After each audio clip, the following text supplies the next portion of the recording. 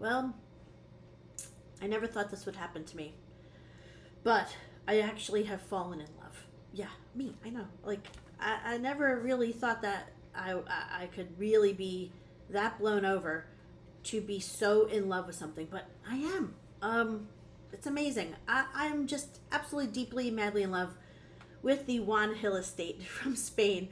I say this, listen, I'm being serious. I've been a sommelier slash wine expert, blah, whatever, for over 20 years, and it's very rare that a winemaker or a winemaker's family can persist and make every single wine they make. I'm like, oh my god, this is even better than the last one. It's just it's so rare. So let me just say, in Spain, obviously we always talk about Tempranillo grape from Spain, but on the coastlines you get different conditions and therefore different grapes grow there. On the eastern coast, the Mediterranean coast, toward the middle slash south, you have the two regions of Valencia and Murcia, and there's a grape that grows there called Monastrell, and it's otherwise known as Mourvedre grape. Now, Mourvedre, when I would drink some Mourvedres in my early career from France and Australia and even California, they were very famous for being one of the biggest, blackest, dankest juices you could drink, and very tight and tannic and muscular and like, and that is sort of like how you get introduced to Monastrell or Mourvedre. And very often it's a blending grape in other parts of the world for that reason. It tightens up blends, but it's, you don't really drink it on its own. However, when you grow it in the Mediterranean coast of Spain, it takes on a whole different format. It basically is a grape that tastes like black, blue, purple, violet, everything you can imagine in your life, from roasted plums and prunes, raisins, figs, dates, tobacco, Chinese five spice, hoisin sauce. It is like the deepest violet, magenta, floral like extracts, and it's just absolutely striking as a grape. The way Juan Hill family makes theirs, they happen to own amazing property. They happen to own vines that are like really super old, and so the vines just get like bigger, thicker, and sort of denser, like tree trunks. And when you get vines that are old like that, they become these monsters that produce grapes that are effectively like smaller, more concentrated, and powerhouse grapes. So old vines is always a bragging point. Combine that just with their family algorithm of winemaking, and you just get these rock star wines.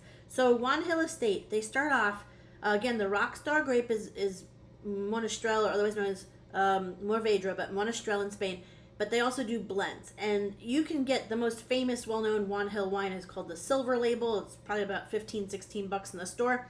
I like to jump right up to what's called the Blue Label, and the Blue Label kind of almost indicates the flavor profile. That one goes for like 30 to 35 in a store.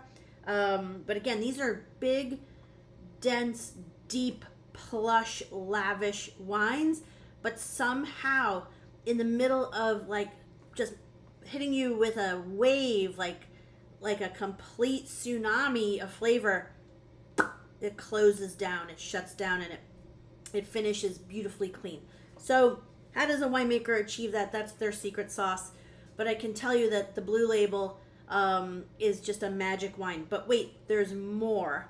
And they have another estate called Bodegas El Nido. And they make several different wines out of Bodegas El Nido. But my favorite is called Clio. And again, it's the Monastrell grape blended with some Cabernet. And again, this is like a whole other level of holy bejesus, like, wow, your socks will go whoosh and fly across the room. So everyone else should duck when you're drinking this wine. And they actually, you think that's it, that's enough, and they make dozens of wines. But they also own an estate in another part of Spain, actually in the northern part of the coast, in the what's called the Catalonia region, and in the sub-region of Montsant, which is actually famous for totally different grapes. And this is like having a famous chef who's brilliant at like doing any cuisine of the world, and you'd think they can only be a specialist in one. But in this case, the grapes switch to Garnacha, otherwise known as Grenache, and Carignan, and Syrah, and these are grapes that are like intensely more red. So imagine everything I just said about Monastrell, but flip the script. Instead of blue, black, purple, now it's red, burgundy, maroon, eggplant, right? These are the colors and the flavor profile of those grapes, and a lot more like tart little essence of, again, hibiscus, fuchsia thrown into that profile. But again, the Juan Hill Estate, they own another property called Cellars Can Blau, and their starter wine is usually like 18, maybe 16 to 20 bucks, 18 on average, and it's like wow, and it's a little more plump and fleshy and has a little bit more of a texture to it that's a little more nectary. That's sort of the famous texture of Grenache grape. And that's the starter one. Then you can go up to the other level that they have from the same estate, and it's called Mas de Camblau, like more Camblau, like more cowbell. And that one is, I believe, retails in the 40s up to 50. Wow, that's a holy shit wine. That one will make your knees buckle while your socks are flying off. So in summation, I cannot emphasize this more. This estate is just a bunch of complete ninja winemakers. They are the best I've ever seen for this style of wine, for this big, badass, like just bodacious, luxurious, huge expression wines, but never overwhelming. Nothing that will ever like stick to your palate and leave you wanting to, almost like drink a glass of water. No, it's the opposite. The more you drink it, the more you want to drink it. They're phenoms. That's all I can tell you. Bodegas Juan Hill, the family Juan Hill, they own several properties.